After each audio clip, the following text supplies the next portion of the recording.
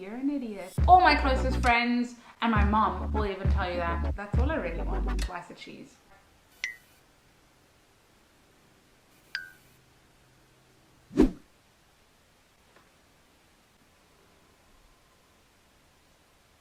Hey, hello, how's it guys, and welcome back to a girl named Cassidy. Thank you so much for joining me today. I am so excited for today's video. Today we are doing a video celebrating the fact that I finally got to 10K on Instagram.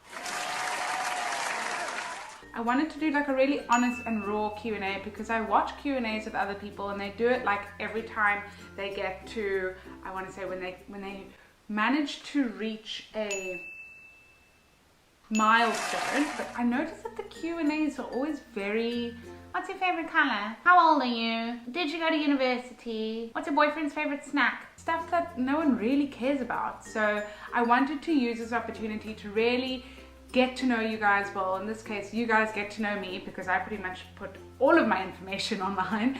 Looking back on it, the engineers and computer IT people in my life are probably going, you're an idiot. But anyway, let's get straight into the Q&A. First things first, I've got all of the questions here on my telephone. The first question I have is, has it changed your taste of food? Are you more expensive now? This is, oh gosh. No, I'm still very much a pleb when it comes to what I like.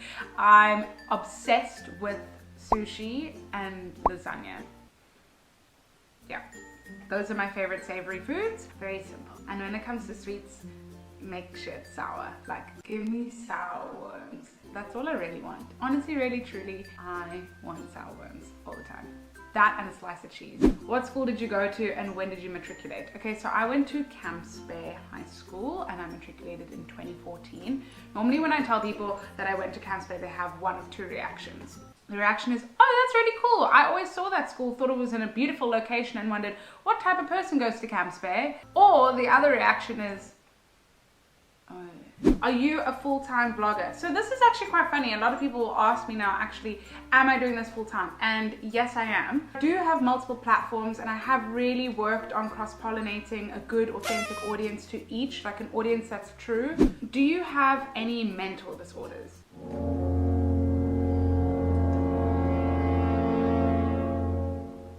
No, I don't. This is a really good question.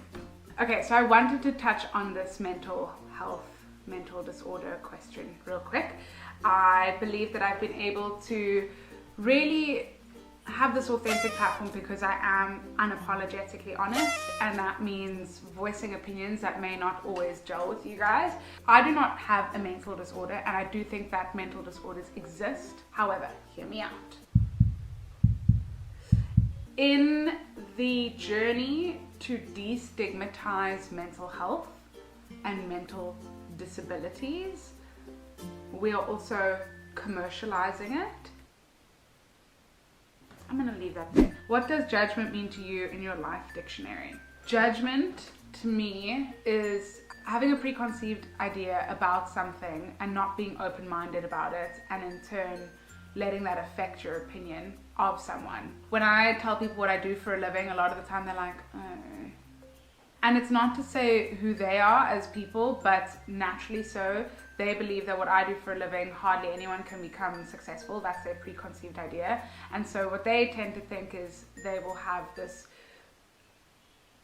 opinion of my life. So she'll never be successful because hardly anyone's successful. You have to be like really good at it.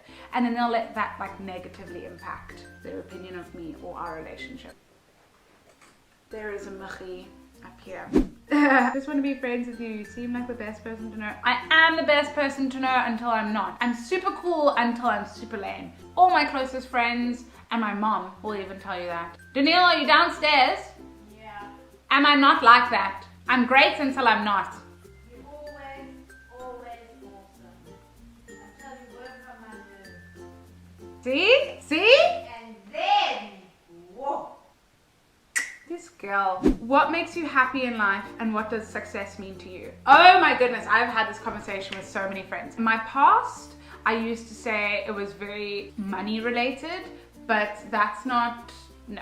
What makes me happy is human connection, but like real, genuine human connection. I love hanging out with my family and I love hanging out with my closest friends. They just do so much for my soul. But at the same time, doing activities that feed the soul. So my absolute pinnacle of happiness is hanging out with the people that I love most, doing something that I love most. For example, I love being outdoors and doing sports stuff or playing games. What was the other half of that question? What does success mean to you? This is quite a weird one because I think that even though my version of happiness has matured, I don't think my version of success has matured just yet. And I thought that I wanted to stay in a massive house, but I actually don't. I just want to stay in a cozy home with my future fam, in some place I love, on the beach. I don't know. Do you have any insecurities about any part of your body and which? Okay, yes I do, and I'm so forthcoming with this. I have the biggest insecurity with my arms and my thighs. It's just because I'm insecure about my height. I'm very small. When I say I'm small,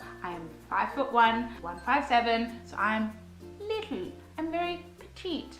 When you see girls that are petite, they're normally skinny. And I'm not saying that I'm not, like I know that I am, I'm very fit, but I'm incredibly muscular, so I've always been very self-conscious of my thighs, especially when I see it in photos, because it just never ever looked appealing to me. And then that's maybe because every Tom, Dick and Harry has thought it to be funny to call me a midget at some point in my life, so I guess I have this idea that that's what I look like. And my arms are just also, they're very muscular, and so when I put, I don't wear lots of like strappy tops like this. If I do, I will close it. So that's just me, I think, because I'm naturally a very muscular person, and when I see girls of my size, my height, they're all incredibly petite. And when I say petite, they are like, they don't really have much muscle mass or whatever. So I think that that's something that I'm insecure about. But a healthy body is a good body, and so I'm very grateful for the body I have at the same time. My legs can move, my arms can move, they can do things, so I'm grateful. So it's just the way you look at it. What's the hardest things about being an influencer vlogger in Cape Town? So this is a conversation that no one seems to have. It is incredibly difficult doing this job. First of all, you need to be really self-disciplined because you essentially do become your own boss. The next thing is there is so much to do. I'm at this point where I'm really trying to find balance because there is so much you have to do in such a short amount of time. I mean, there are only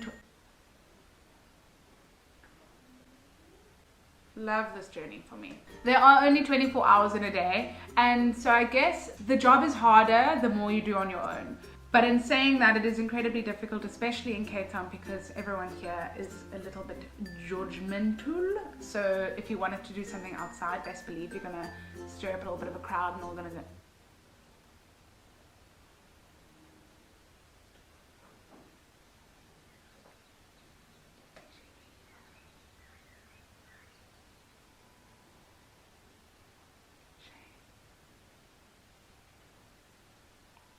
So yeah, it is a little bit difficult to film in Cape Town, but you know what? I don't actually care. I think because I've been doing this for so long, like being in front of the camera, like I don't care. It takes a little bit of a second to like breathe in, just, you know, block it all out, and then I'm over it. Show us the lucky man in your life. Let's put a collage of photos and go.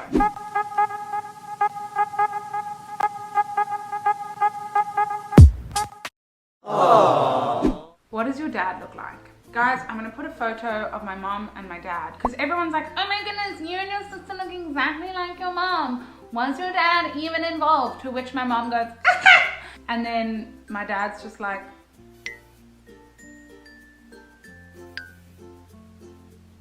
so I'm gonna put a photo up and you're going to see that we actually look exactly like, because my dad will get the same question. It's just because we're not the same skin tone.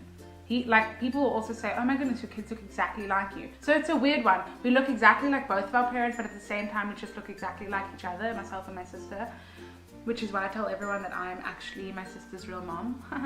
Bless you if you believe me. What are your goals for the future? I just want to reach a space mentally, psychologically, physically, content-wise, where I'm just comfortable doing me. Who in your life do you feel has influenced you in becoming a bold, confident content creator?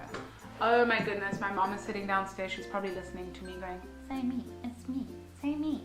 I did that to you. I'm the reason you are this creative bundle of joy, and it's because I told you that I love you every single day. Guarantee you, she's sitting downstairs on her phone, scrolling with one finger, her glasses on her nose, going, that's what's happening, 100%.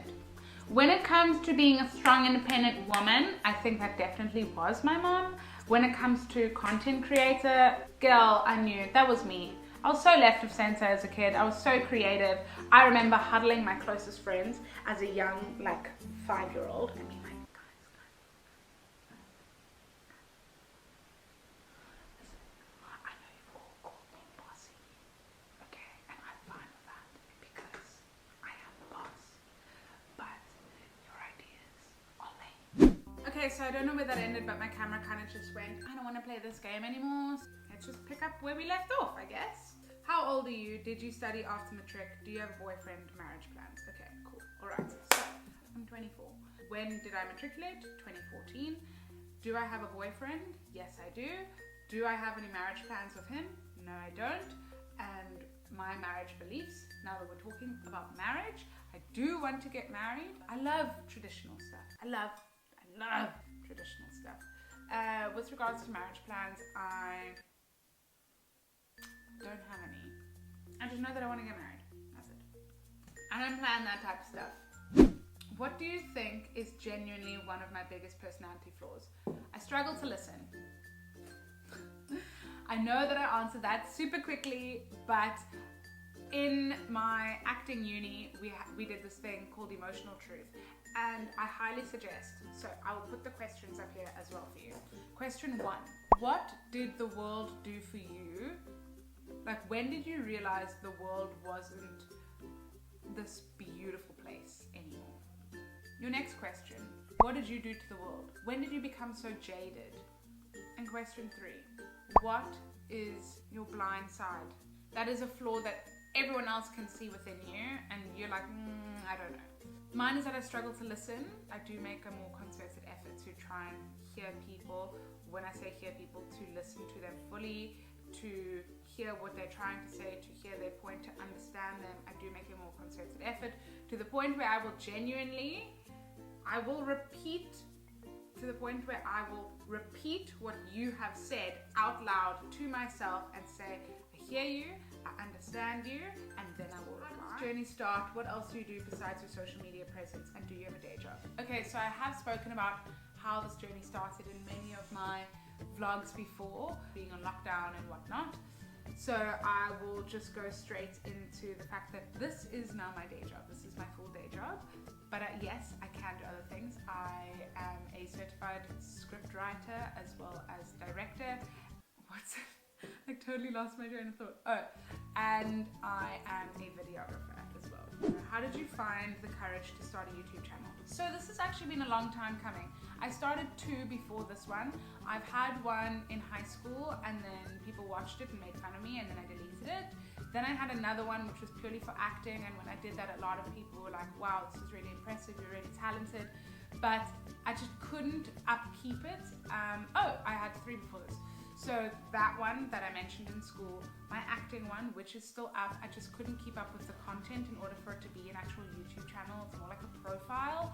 And then the next one was, I started one just before lockdown, and I had way too much going on in my life to actually have the time.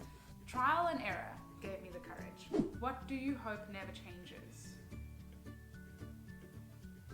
Right now, the content that I make, I don't care about people and their opinions towards it, because I know I said earlier on about like the content that I make and wanting to still be more comfortable, but I mustered up the courage to do it because I was just like, I don't care what people think, I'm gonna do it. So I hope that that never changes. I hope that my outlook on creating content doesn't change. What career path are you heading towards? Creative directing.